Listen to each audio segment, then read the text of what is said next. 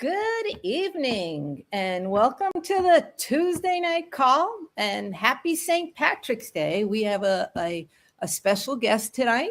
But before we do that, we know it's always about the announcements. So the first one I think I'm going to read about is you need to book your room by March 26th so that you get the good deal or you don't hear the message that no rooms available. So do it tonight after the call if you haven't done it already. April 16th to the 19th is the Spring DE Clearwater. And the next DEs are in the summertime, July 16th to the 19th at the Atlanta Marriott Perimeter Center. And then fall is October 22nd to the 25th at the Atlanta Marriott Perimeter Center. And you know you need to register at lifede.com. And then it's the Connect groups. I don't know. I hope they're working. I love to see it in person, but I hope they're also working between DEs where you just get together, call on someone if you need them, send a nice email to someone, just stay connected. Okay, so tonight we have a chiropractor from Connecticut, and that is Dr. Mike Koster. And he has been going to DE since 2007. I think it sounds like he discovered DE like a lot of Connecticut people from doing the Band of Brothers at Steve's office. So without any more talking about him, I'm going to let him speak for himself. So take it away, Dr. Mike.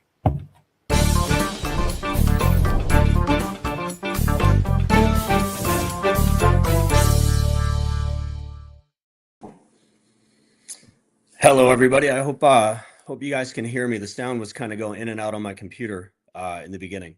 Mindy, maybe you could just message me, let me know you guys can hear me okay. Well, fingers crossed. I hope you can hear me.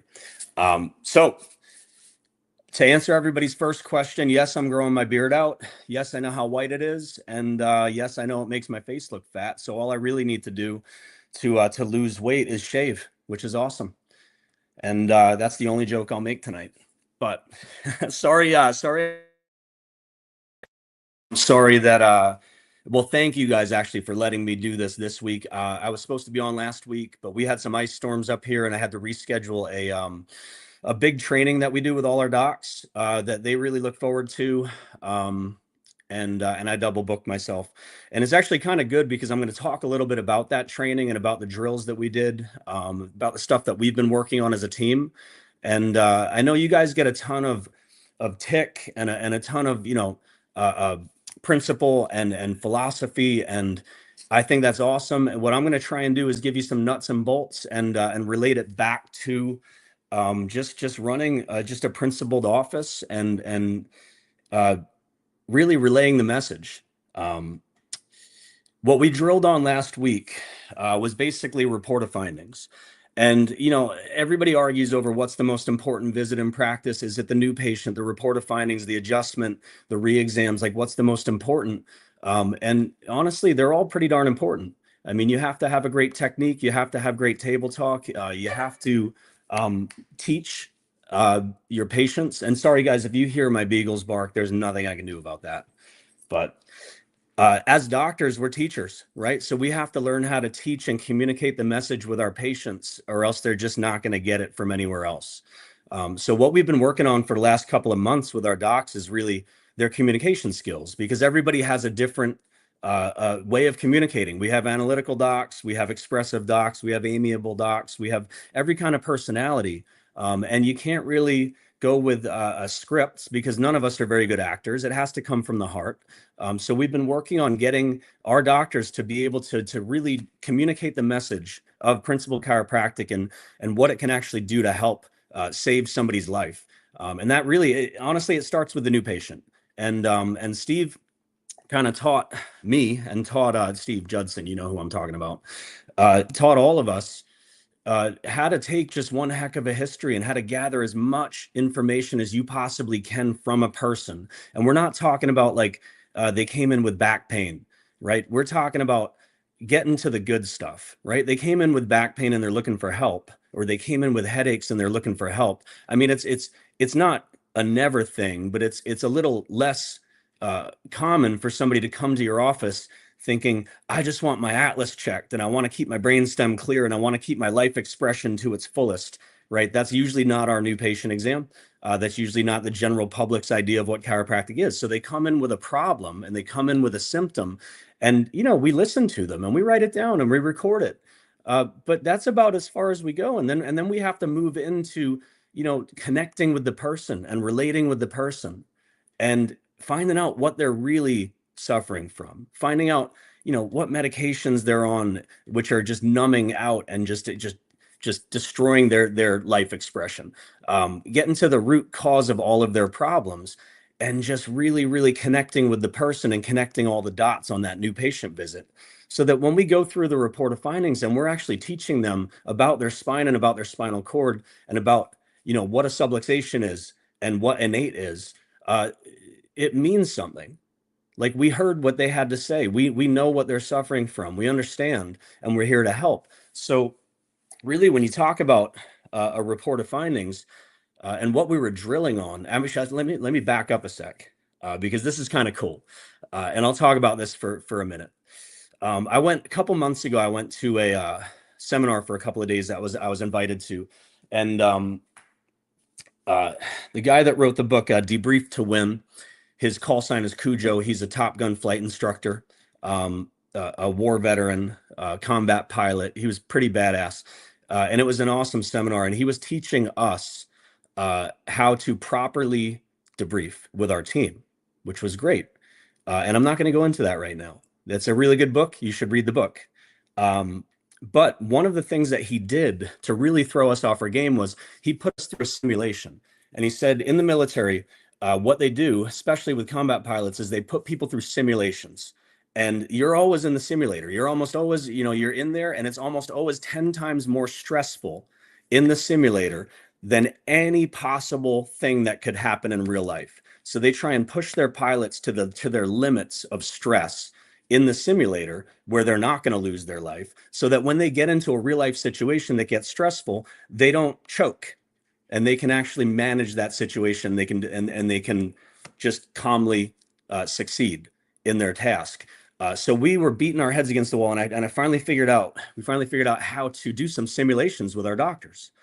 So last Tuesday, when I was supposed to be speaking here, I set up these simulations, and we went in and we trained and we drilled, and we did report of findings, and we critiqued each other and debriefed afterwards, and just had this amazing night where instead of everybody coming in with scripts and pre-rehearsed report of findings and x-rays that they've already seen and histories they've already taken, I changed it up, and I had them come in, and they had to give somebody else's report of findings in somebody else's report of findings room, in the most stressful situation possible, with 10 or 11 of their colleagues watching via teleconference, them on Zoom give a report of findings to a patient who they just learned about 3 minutes ago. So a picture going in and reading through the note sheet and seeing what the person came in with, and then taking a quick look at the x-rays, and then just boom, go, give a report of findings, explain chiropractic, right? This was really cool for us to do. And we have 11 or 12 docs, so we could do it together. But then I thought, like, how can I talk about this? And how can I get you guys possibly doing this? Because it is the debrief afterwards was amazing, because, they basically said, in every circumstance, they said, wow, like, after that, like, we had docs who were 20 years, 25-year docs, like, nervous and shaky because they're out of their element, right? Put on the spot. But then they go into practice, and some of our younger docs who are a little bit nervous given report of findings, who maybe they shy away a little bit from the more difficult ones, the more emotional ones, the feedback that the findings, and it was just simple. It was, compared to that simulation that we did, compared to the training we did last week, it was simple. So I thought back to when I first found DE and when I first found Band of Brothers. I was a mixer. I came out of NYCC. I had 4 years of expert mixing. every kind of therapy, decompression, acupuncture. I mean, I was, as Andy would say, I was a pro. And Andy, I hope you're giving a foot massage right now, but all right, squirrel. So I was a mixer. It didn't feel good, but I was really good at it. And then I found Steve Judson, I found Band of Brothers, I found DE, and I immediately shifted course, changed course, and switched paths. And it's been a journey ever since. It's been an absolute journey, and I've gotten around some amazing people. And I've been coming to DE since 2007. And I've seen people transform. I've changed and I've transformed myself so much.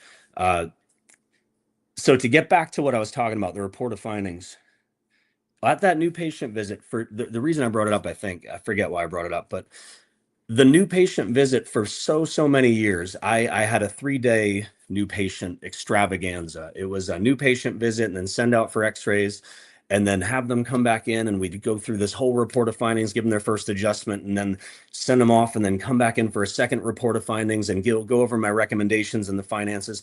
And I was almost a little judgmental of people that adjusted on the first visit because they didn't take their time and I had this vision in my head of how I needed to take my time and mark the x-rays and prepare for the report of findings before I could ever lay my hands on a person.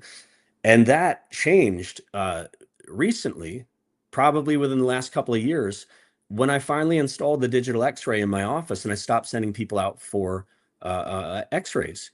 And I thought to myself, I see the subluxation. I know what's wrong with the person.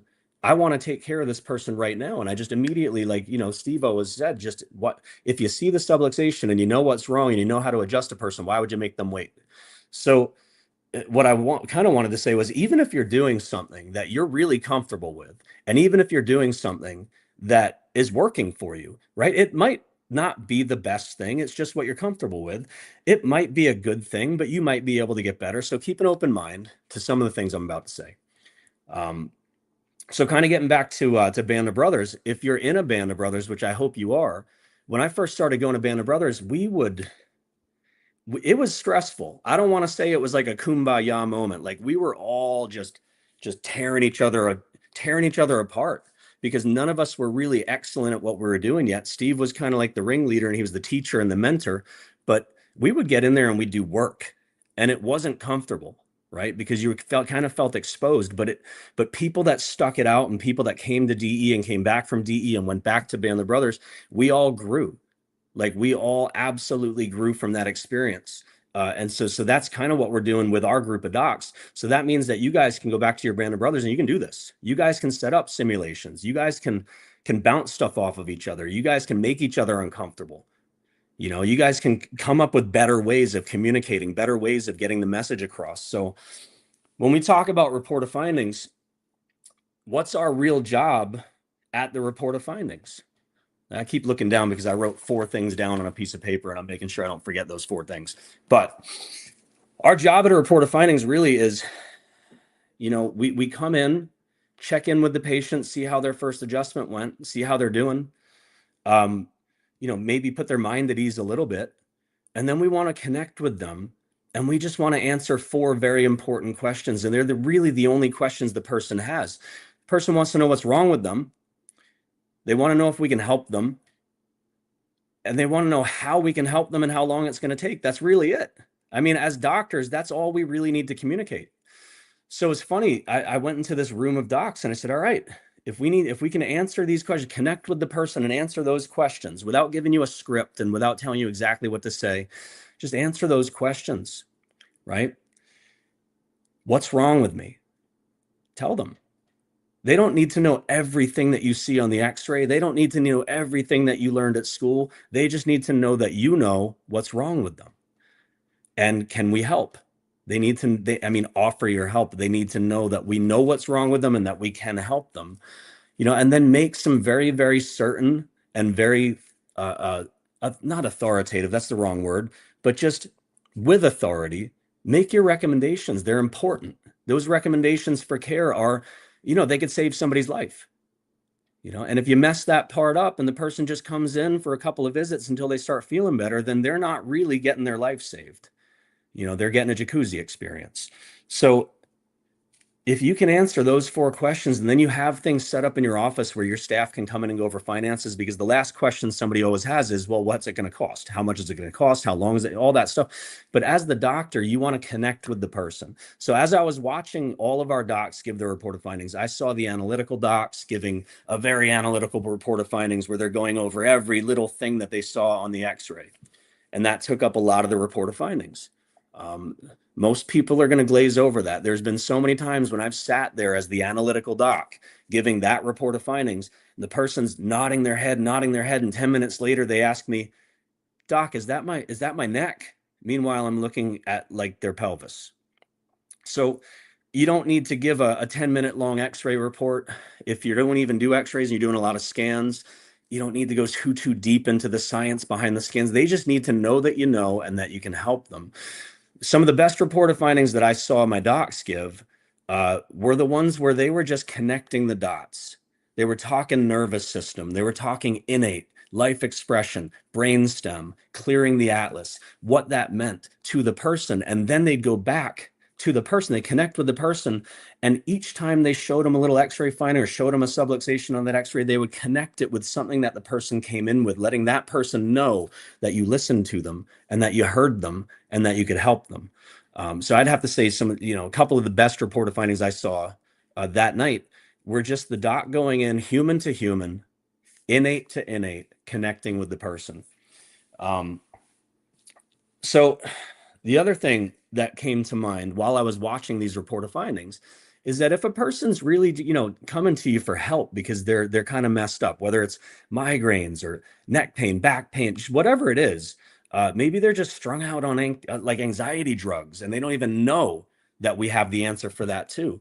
But they're sitting there, and most of the time, even if they've already been adjusted once, they're pretty well subluxated. They're pretty well messed up at that report of findings. So I can't imagine that they're able to sit there and concentrate for more than 14 seconds, right?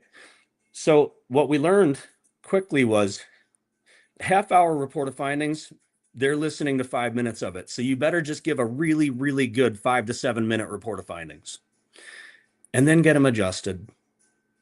And then each time they come in, what we're working on now with our docs is table talk. And every time they come in for the first 12 visits, they get a new message and they get a new lesson and a new story. And those messages and those stories and those lessons, they match up with the stuff that we have just around the office, whether it's the quotes we have on the walls or the posters that we've made, whatever we have, whatever we want, whatever information we want to give to our patients, we want them sitting in the waiting room just looking at it. And then when they get on the table, we want to explain it to them and why it's on the wall and how it pertains to them. So what we've tried to do, and then on top of that, there was 1 or 2 docs that got a little bit long-winded with their report of findings. And, it just clicked in my head, and this might be, I hope there's some younger docs on here, or not even younger, but maybe younger in practice, because otherwise I think I'm probably preaching to the choir.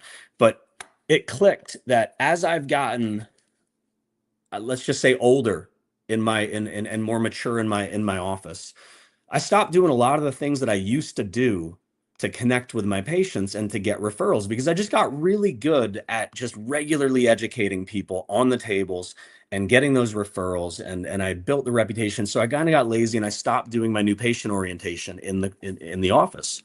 So now that I have a new doc in the office, and we have a bunch of new docs, we're reinstating that new patient orientation, because so much of what you can just get really long-winded with, because we want to give them all the information. But giving all the information 3 or 4 times a day and 3 or 4 different reported findings, it can get not only tiring, but it can just be a lot, right? And I just don't know that the person's really listening the whole time. Right. So as I'm watching these doctors give these reported findings, 1 or 2 of them got a little bit long-winded, and I kind of picked it apart and we critiqued that doc. And during the debrief, we said 45, 50% of what you said in the report of findings really should have been a good part of your new patient orientation as a group. Right. So just, stick to the basics with that report of findings. Make sure that in that 5 to 7 to 10 minutes that what you're talking about is the most important stuff, that there's nothing extra, there's no fluff. Right. And you got to make sure the person knows that you're there, you listen to them, and that you can help them. One thing I also learned years ago, and I don't know who said this. It might have been Steve, might have been somebody else. Uh, Maybe it was before DE, but they said a mechanistic practice. So like if you're sitting there and you're thinking, oh God, I really, maybe you've been stuck trying to get over 200 a week forever, or you just keep trying to get over, you get over, you slip back, you get over, you slip back. Somebody told me a long time ago, they said, uh, a practice that's, I don't want to say subluxation based, but a mechanistic practice. So even though you're doing quote unquote like principled straight chiropractic, you don't have a whole bunch of modalities and a whole bunch of stuff in your office, but the message that you're giving your people is subluxation, curve correction, degeneration, right? How many of our reported findings and how many of our talks are based on, all right, well, I see degenerative disc there. I see bone spurs there. I see a reverse cervical curve there. And then you talk about subluxation, you might talk about the nervous system and what that reverse curve does to the nervous system and what those degenerative discs could do to the nerves. And it's a good report of findings, but it's a mechanistic type report of findings. I was really, really good at those report of findings for a long time. And the whole time, just like the person told me years and years and years ago, I struggled to get over 200. I struggled to keep patients for longer than maybe their corrective care. I was really good at keeping people for corrective care. But then for lifetime care, I didn't have it. Not until I started giving a less mechanistic education to the patient and a more innate education to the patient, where we start talking about innate and life expression and the ability to heal and above, down, inside out. And God, when I finally put I move the bone, God does the healing on my wall. And then that was on the wall. I was nervous to put that on the wall for whatever reason. If you guys know me, you know why, but I was nervous to put that on the wall. Once I did, I had people thanking me. They're like, oh my God, thank you for putting that up. Now I know that we actually believe the same thing, which was really awesome, because then I could glance up at the I move the bone, God does the healing right in my adjusting area, and know that my job is no longer to fix the curve in their neck and to hammer away at their kyphotic thoracic spine and to be the posture police or just any of the other mechanistic. I mean, we should be all of that, but if it's pure mechanistic curve correction in your office, you don't really get to see the miracles. You don't get to see the people stay for 10, 15, 20 years. Like, I'm finally at the point in my career, which is amazing, where patients have grown up under chiropractic care and they're starting to get married and have babies and bring their babies in. So I'm adjusting 3 generations, which is pretty insane. And it's incredibly fulfilling and rewarding to have that kind of a practice now. And I owe that all to DE. And especially, I mean, I do get a lot of Steve time. Let's just put it, he hates when I say that, but I mean, I get to be around Judson probably more than even though he's in Florida and I'm in Connecticut. We talk a lot. Let's put it that way. I was around him a long time before we started Life Family Chiropractic. We started Life Family Chiropractic in 2018. We probably talk a lot more now because we have to. But also, I never stop learning from just conversations that we have. I like to think sometimes I actually bring stuff up that he learns from too, which is nice. But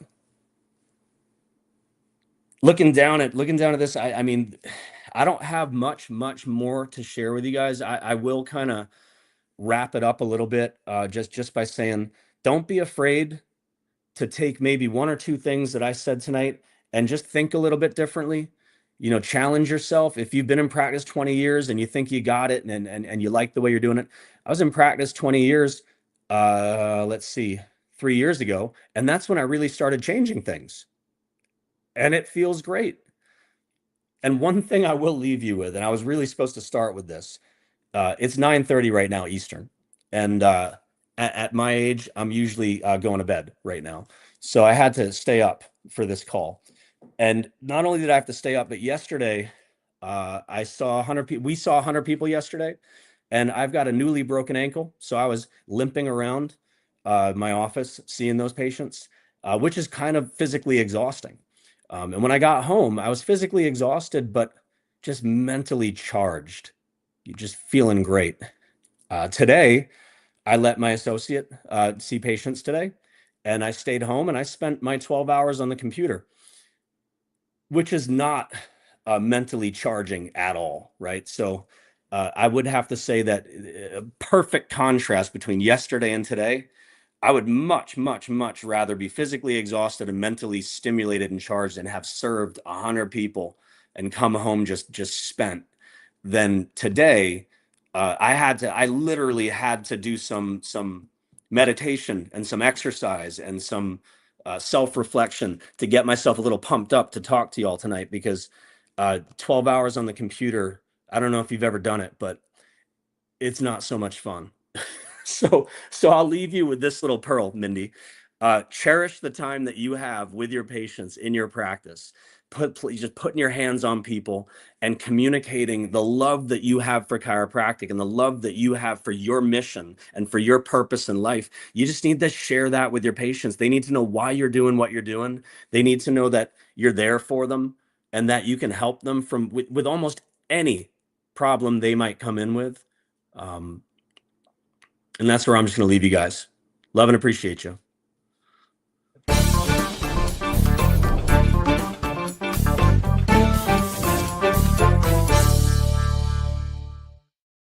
Well, that was a great pearl to end it with. That's for sure. You made me laugh because when you were talking about Mindy, I can't hear a word you're saying. Oh boy, so sorry that, but I just wanted to convey to you that simple usually reaches everybody's heart. And maybe afterwards you can go back and listen to what I said to you, because sometimes when you try to over explain to them, you've lost them. But if you do it with the heart, you do it with your smile and you're looking straight at them, you got them for life. So since you can't hear me, I'll let you go and type to you. Goodbye. Goodbye. And I love you. Goodbye, everybody.